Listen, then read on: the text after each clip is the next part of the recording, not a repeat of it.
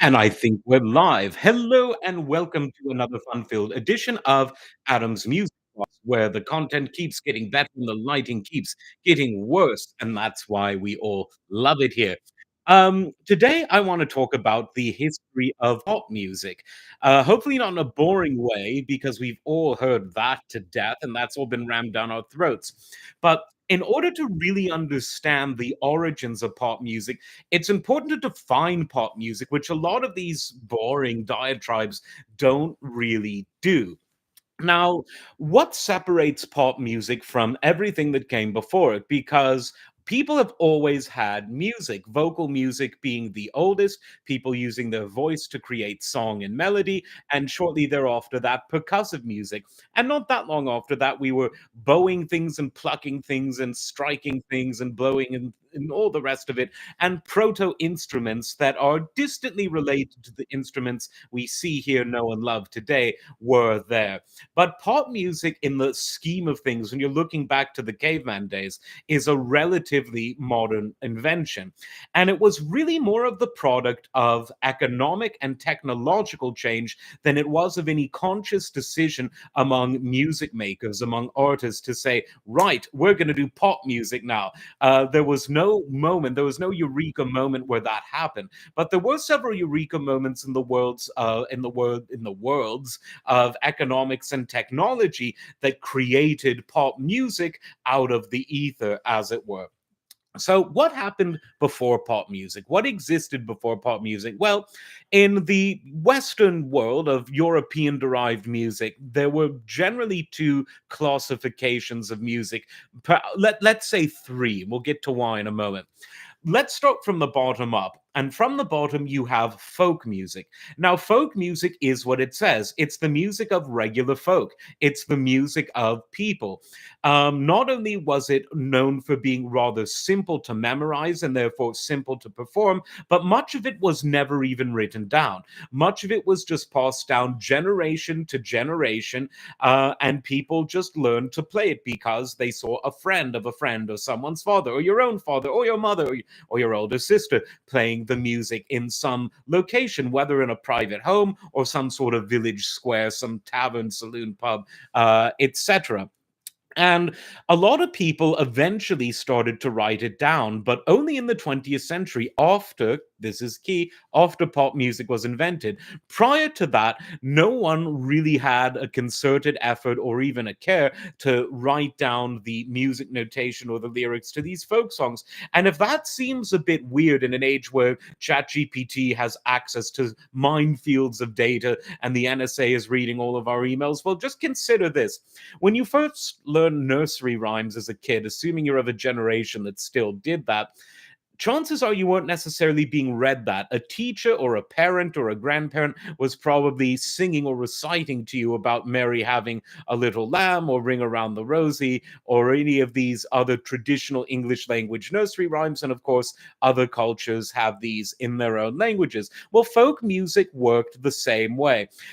Think of a song that has a lot of folkish properties, but actually I would consider in the pop category, and we'll get to why later on. Think of Happy Birthday.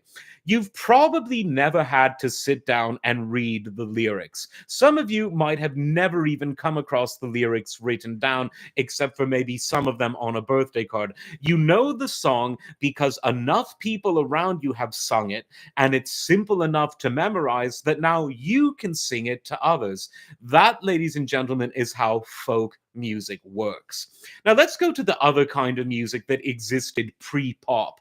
And this is about as different from folk music as you can get. And this is what they called at the time art music. And that term, sometime between the 19th and the 20th centuries, became classical music. The terminology changed. What this music is music that requires musical literacy to compose and perform because it is written down and it requires a level of skill that is only found among the professional or the dedicated amateur. In other words, someone can't just, turn up at the local tavern and play Happy Birthday on the upright piano. This is the classical music. In the same way that there is classical art versus amateur cartooning, there's, of course, professional cartooning as well. But we see this in almost any means of creative expression, something that's highly refined on the one side and something that's incredibly innate and folkish on the other. And of course, folk music inspired a lot of classical music, and the sense of harmony and melody from classical music did, in fact, trickle down into folkish traditions. So these might have been physically segregated, one in the saloon, one in the concert hall, or the great estate of an aristocrat, if we're going before the 19th century. But there was nevertheless some symbiosis. They shook hands more than you would have expected. And I did say that there was kind of sort of a third category, and there is one that requires generally the same amount of skill and literacy as art or classical music, but one that's done for a very specific occasion. And this is liturgical music, sacred music. And of course, in the Catholic and Protestant parts of Europe, classical music as we know it derived from liturgical music. In other places, particularly Orthodox countries, the largest of which borders Europe being Russia, this wasn't the case because Orthodox music was not instrumental. It was only vocal. It was chanting. It was uh, free of any organs or any strings or anything else. Not the case in the Protestant and Catholic parts of Europe. I've actually done a video on just that, so you can go back and search my channel for that. So there we have the two or three kinds of music that existed before pop music. So what happened? What made pop go the weasel and jump out of the box? Money is the short answer to that, because at the beginning of the 19th century, there wasn't really a music industry. At the end of the 19th century, there was a huge music industry, and it expressed itself in several ways in the late 19th century. The biggest was sheet music, because as people from folkish musical traditions became more refined because they were able to afford middle class lifestyles, which included things like piano lessons or guitar lessons or organ lessons, they now gained a level of musical literacy, not as high, let's say, as someone playing in the Berlin Philharmonic, but they could read music. And musical literacy was very much promoted once people learned that they could make lots of money selling this sheet music. And thus we see the beginning of pop music. Because, well, yes, of course, classical sheet music was very much sold to the, happy amateur. It was much easier and for many even more fun just to play, a simple song. And there we have the beginnings of pop music.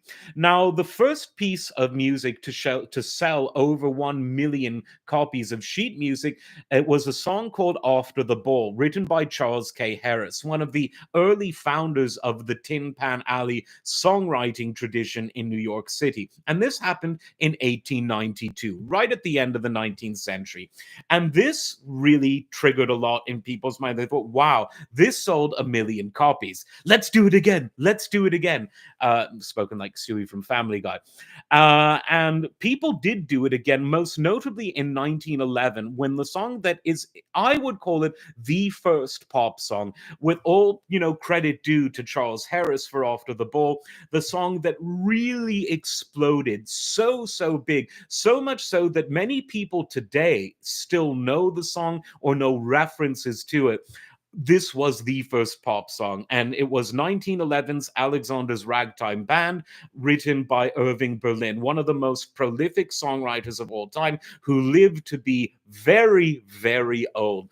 But this was, in many ways, his first big hit, and it was everywhere. The sheet music sold over 2 million copies within the first year and a half or so of the song being released. Early recording, it would have been on Edison-style wax cylinders in the day. You could find it at your local arcade, your local Nickelodeon, people that had these in their homes, which wasn't a huge amount, but some did. So you had that player piano. because one of the other things that turned the music world into the music industry, apart from sheet music and early recording in the late 19th century, was the advent and popularization and mass production of self-playing instruments. You had self-playing organs, but the most popular of all of these self-playing instruments was the player piano. You could find them in hotel lobbies, in bars, in restaurants, in homes, and all you need to do was buy a paper called a roll, a player piano roll, and put it in there, and it would play the music, and in perfectly high fidelity, because it was, after all, a real instrument being played. It just wasn't being played by a human musician. And this, in another video I have, please do check it out, like, and all the rest of it, I talked about how in many ways the first concept of artificial intelligence in music was not the recording, it was the player piano, because it was using something a human created, the roll, which was created when a man or woman sat down at a non-player piano and played it, and it was using that to very accurately simulate actual human creative expression. And so Alexander's Ragtime Band sold loads of copies in that department as well. But before Irving Berlin, there was another composer who was so important in shaping our concept of pop music in the 20th century. And this was, of course, Scott Joplin, a man who broke down so many barriers. He was a first for so many. He really helped to popularize the player piano because his songs were so popular that in this golden age of the player piano in the late 19th and early 20th century, his songs were everywhere. He pretty much invented, I would say, a genre that helped to inform so many other kinds of music. It informed jazz. It informs, I'll just go ahead and say what it is. It was ragtime. And jazz, after all, is blues plus ragtime equals jazz. And so it was so influential on everything. You could feel the influence even going into the rock and roll era, over half a century later. So ragtime was incredibly important. And much like Alexander's Ragtime Band, named for the genre, it's only rock and roll, but I like it. How to get a number one hit? Name it after a popular genre of the day. Irving Berlin was no man's fool. And the ragtime that was invented and popularized by Scott Joplin was everywhere. Maple Leaf Rag was his biggest hit in terms of sheet music sales, but The Entertainer is also a huge hit. You can still see some ice cream trucks driving around playing The Entertainer. Again, a Family Guy reference. They have made fun of that, which shows how long the song, for a relatively straightforward short song, we're not talking about a symphony here, we're talking about pop music, that really had a lot of longevity. Hard to think of a song that had so much longevity than The Entertainer and several of the other Scott Joplin songs. So we're into the world of pop music. And what are the attributes? So we know that you can sell it. And you can sell it in several ways. You can sell the sheet music, you can sell the rolls for player pianos and other self-playing instruments, and you can sell the recording. And it was the third of those things that would really come to define pop music in the 20th century. Because as recording technology went from very lo-fi to hi-fi stereo, by the middle of the 20th century, we see that recording is king. And this is the way that most people alive today have received pop music, whether through streaming, before that through the radio, by buying a physical medium, by downloading something, etc. But all credit due to the player piano roll and to sheet music, which had a rather longer lifespan than many would have suspected. Now, who are some of the other people, the superstars of this early day, these early decades of pop music? Well, I would say that after Joplin and Berlin, Jelly Roll Morton was one of the most important people.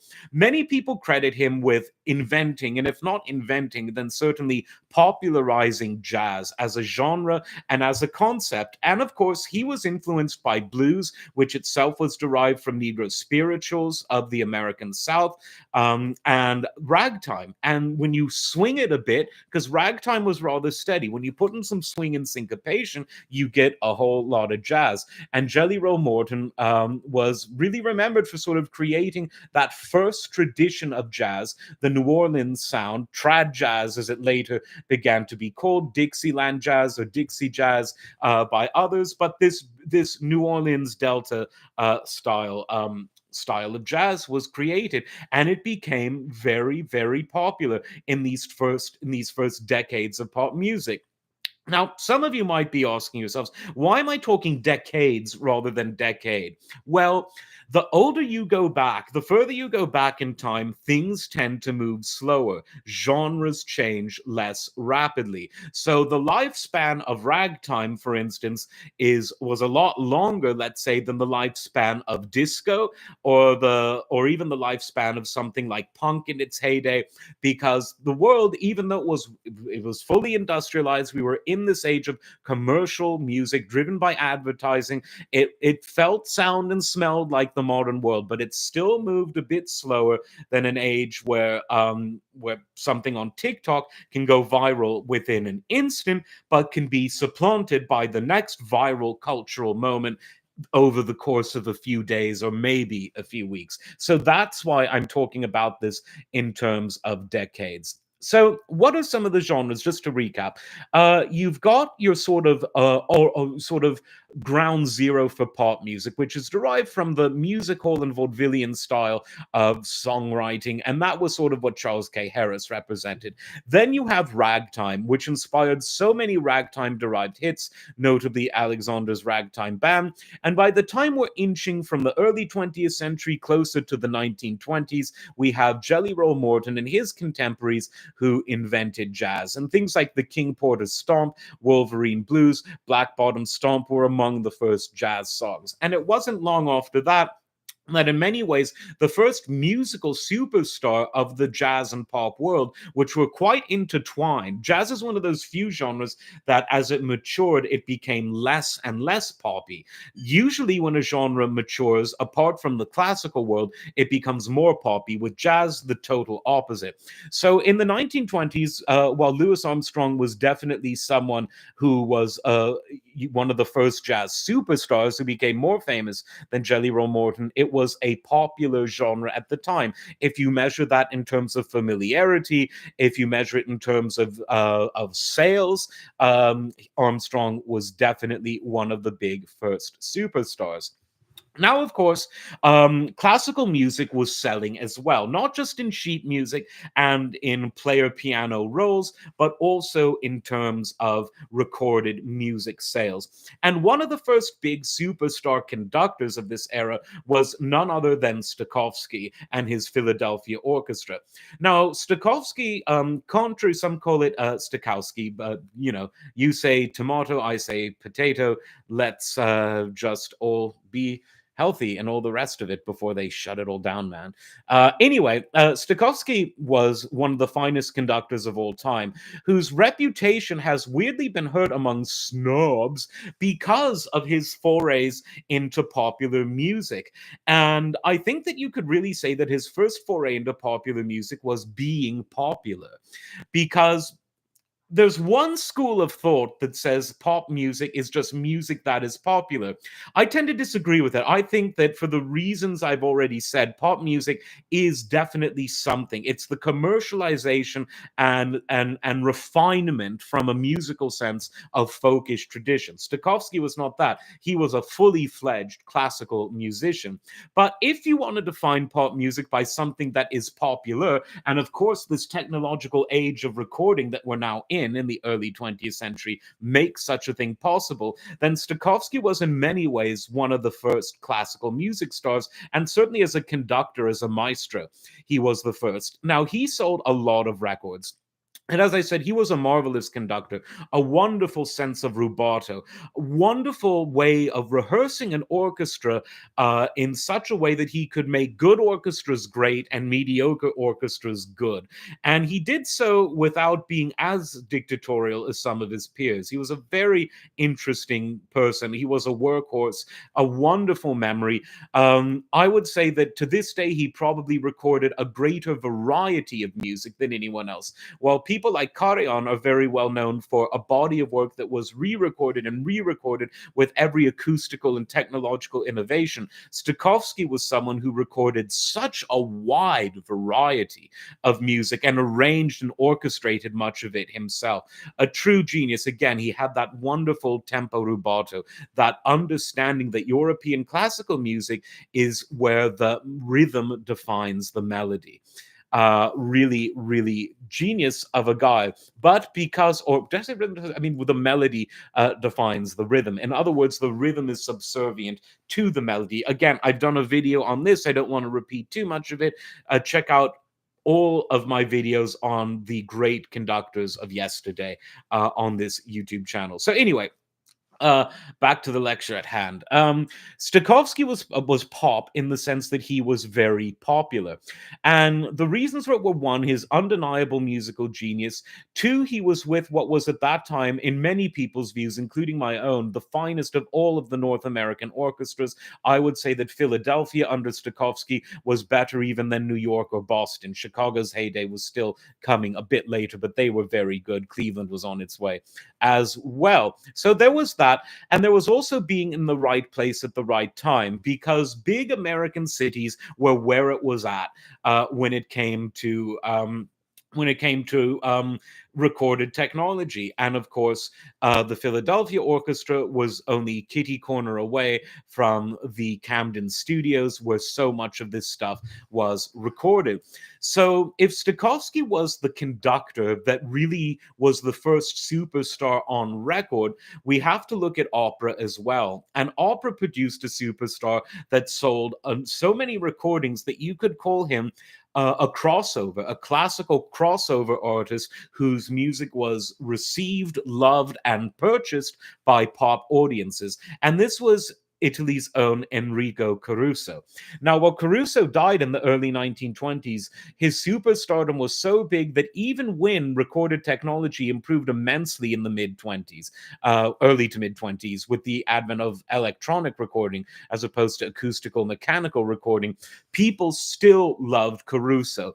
If Pavarotti was the biggest operatic pop crossover artist in terms of not his, he didn't sing pop music per se, he tried a bit, but he was a bona fide operatic classical star, but he was received and beloved by pop audiences. Caruso was even bigger in terms of his popularity in the late 19th and early 20th century.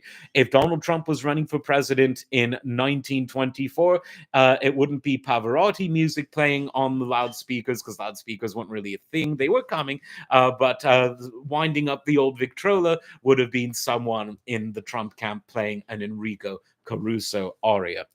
So we see now all of the sort of categorization of music that is familiar to us today. We have pop and we have classical, and within both of these, we have subgenres. Of course, you have symphonic and operatic subgenres in the classical world, and in the pop world, you have subgenres like ragtime, jazz, blues, Broadway hits, show tunes, etc.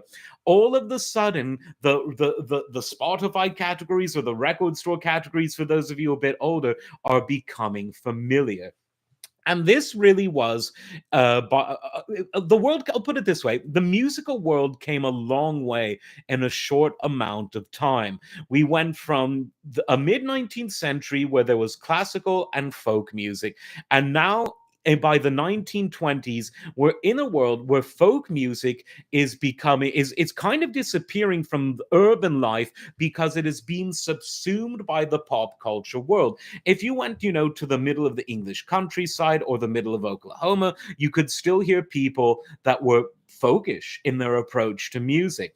But the folk world had given way to the pop world. It was more musically sophisticated. There were more opportunities to perform for more people thanks to recorded sound and piano roles. You could have your music heard more widely than ever before. And of course, the radio was around, and this helped the whole PR department, payola and all, to make certain people global superstars or near global superstars of music, which is something that wasn't quite as common before. You did have people like Arthur Nikesh, you had your Wagners and you had your Beethovens, but now even the pop performer could be worldwide in his or her appeal, something that, of course, wasn't popular in the ye old days of folkish music.